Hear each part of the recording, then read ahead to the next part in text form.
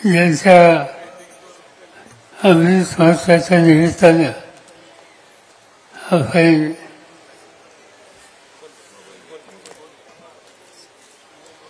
अतिशय अगत्याने या ठिकाणी एकत्रित आलो ते आपल्या सगळ्यांचे सहकारी सुदामा पैंगे सविंगे ज्यांचे विचार या ठिकाणी आपण ऐकले ते खासदार सुप्रियाताई सुळे, आमदार संजयजी जगताप, संविधान वैद्यजी जगताप, संभाजीराव झेंडे, जगन्नाथ शेवाळे, दशरथ माने,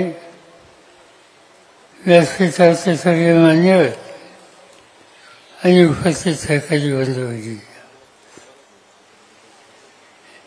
एका जीवाभावाचा कार्यकर्ता किंवा नेता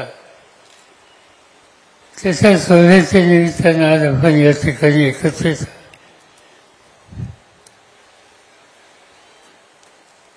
देशामध्ये लोकसभा असते, विधानसभा असते, पण अधिकार हा शेवटच्या माणसापर्यंत पोचायचा असेल तर यशवंतराव चव्हाण महाराष्ट्राचे मुख्यमंत्री असताना त्यांनी या राज्यामध्ये पंचायत राज्याची संकल्पना मांडली.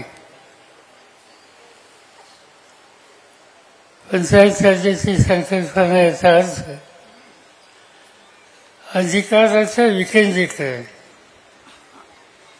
सत्ता ही गमतीची असते, सत्तेचे काही गुण आहेत, सत्तेचे काही दोष आहेत.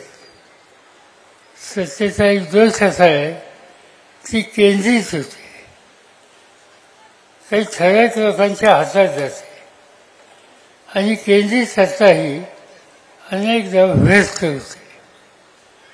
त्याची सत्ता भ्रष्ट व्हायची नसेल तर अधिकार सत्ता हा अधिक लोकांच्या हातात जाण्याची आवश्यकता असते आणि ते करायचं असेल तर पंचायत राज्याशिवाय दुसरा कुठला पर्याय नाही.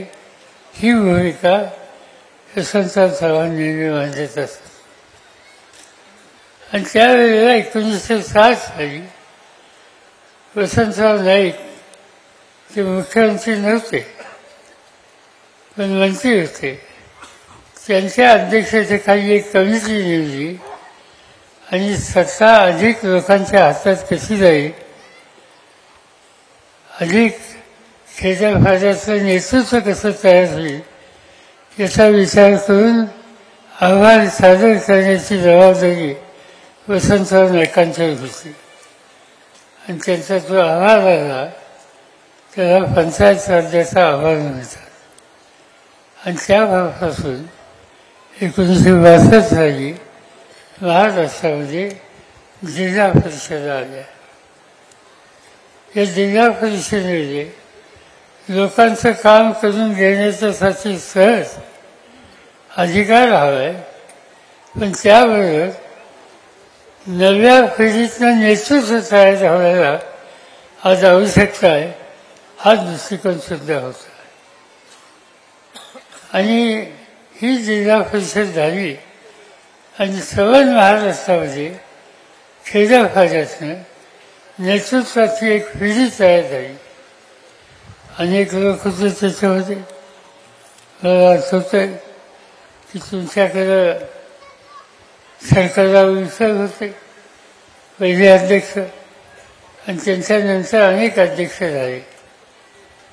पण हे अध्यक्ष जे झाले त्यांच्यामार्फत सामान्य माणसाचे प्रश्न सोडवण्याच्या संबंधीची सहज कल्पना आली. अधिकारी आणि पदाधिकारी या दोघांच्या जबाबदाऱ्या काय असल्या पाहिजेत याच्यासाठी यशवंतराव चव्हाण यांनी मार्गदर्शन केलं. मला आठवतंय एकदा मुंबईमध्ये जिल्हा परिषदेचे अध्यक्ष आणि जिल्हा परिषदेचे मुख्य कार्यकारी अधिकारी यांची एक परिषद होती.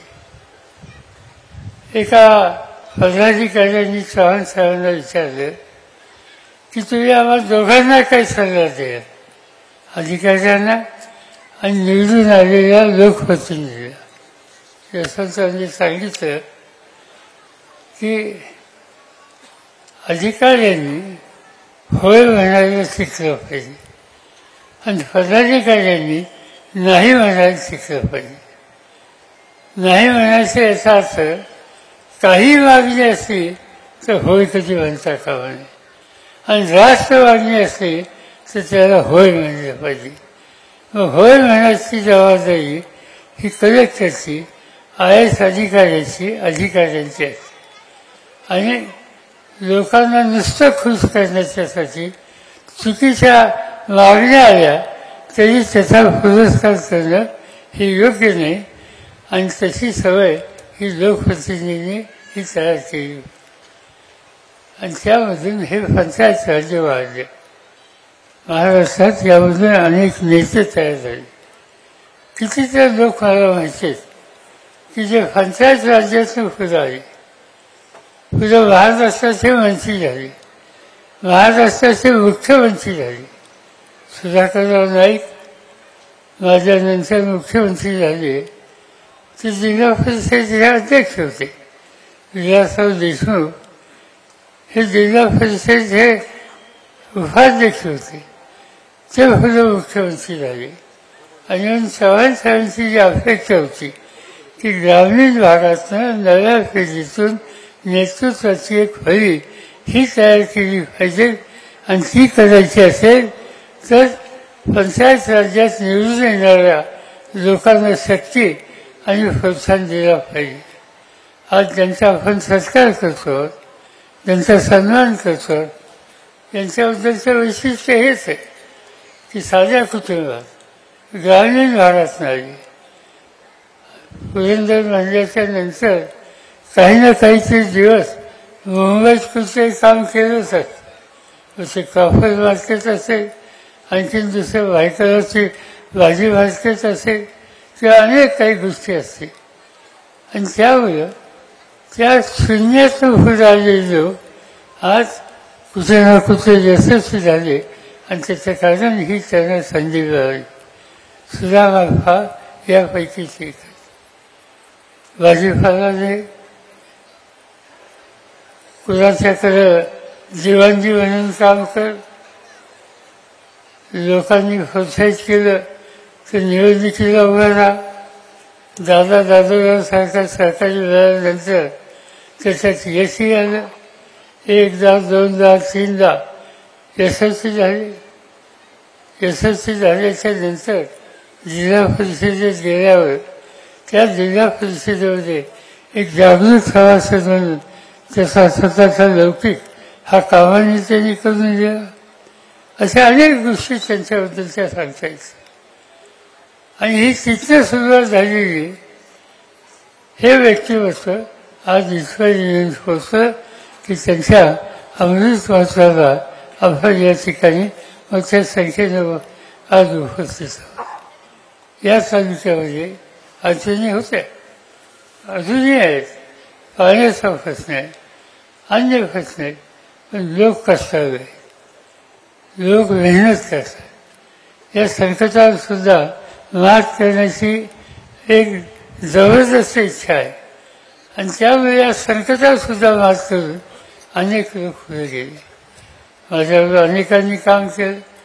मला आठवतं की मी महाराष्ट्राच्या विधानसभेमध्ये पहिल्यांदा आलो तेव्हा ज्ञानेश्वर खैरे माझ्यावर होते, दादोराव होते, संभाजी कुंजी होते, अशोक टेकावले होते, विजय देशपांडे होते आणि आज आपण बघतो की संजय जगताप आहेत. या सगळ्या लोकांनी आपल्या परीने राजकारणात काही मजबूत असतील पण काही ना काहीतरी लोकांच्यासाठी, या तालुक्याच्यासाठी काम करण्याच्याबद्दलची खबरदारी घेतली. आणि या जिल्ह्याच्या आणि तालुक्याचं एक आणखीन वैशिष्ट्य आहे की दादोरावांचा अपवादच होता आणि सुतार यांचा मंत्रिमंडळात फारशी संधी नाही मिळाली. पण पुणे जिल्हा परिषदेमध्ये जिल्हा परिषदेचं नेतृत्व करायला ज्या तालुक्यात अधिक संधी मिळाली त्याच्यामध्ये पुरंदरचा उल्लेख करावा लागेल. मग ते शंकरराव विशाल असतील, विजय कोलते असतील किंवा देवेंद्र कामते असतील, अनेकांची नावं या ठिकाणी घेता येईल.